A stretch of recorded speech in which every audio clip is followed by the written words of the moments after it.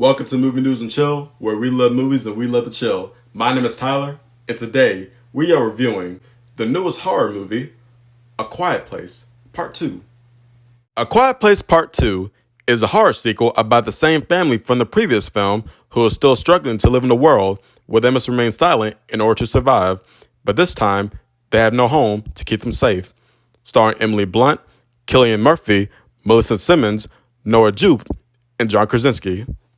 First things first, I like to acknowledge that I actually really enjoyed the first Quiet Place film that came out back in 2018 because it was such a original, fresh premise that's never been done before, especially in a horror film. And I liked it so much to the point that I actually bought the original DVD of it when it came out.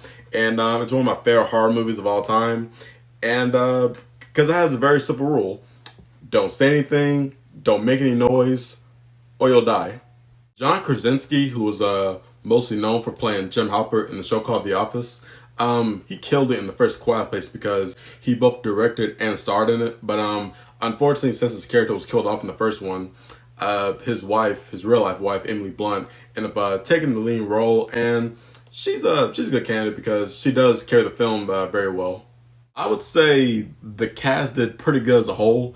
Especially actress Melissa Simmons, because she's actually deaf in real life and of course in the movie. Her point of view was very scary alone because since the actress and the character is deaf in real life, she can never really know when the monster is ever around her. She always has to rely on her vision alone. So from her point of view, it's always scary because you always imagine what you do in the situation. So I definitely applaud her for stepping up in this as a more important role in the sequel. However, as much as I like the first film, and I like it a lot, I have to acknowledge that the sequel in mind, it could have benefited from being longer because it just felt like a really incomplete story, especially with it leaving on a cliffhanger. But I would definitely be open to watching a third one if they ever make it though, especially if John Krasinski is still directing. Overall, I give the film a 7 out of 10. The premise is still strong enough for a sequel, but the story itself should have been more self-contained just like the first one, and at least have a more proper conclusion. Nevertheless, as a horror fan, I had a pretty good time, and if you're a horror fan looking for something new to watch and your local theater is open, go and check it out. It's a very fun experience, especially for the theater experience alone.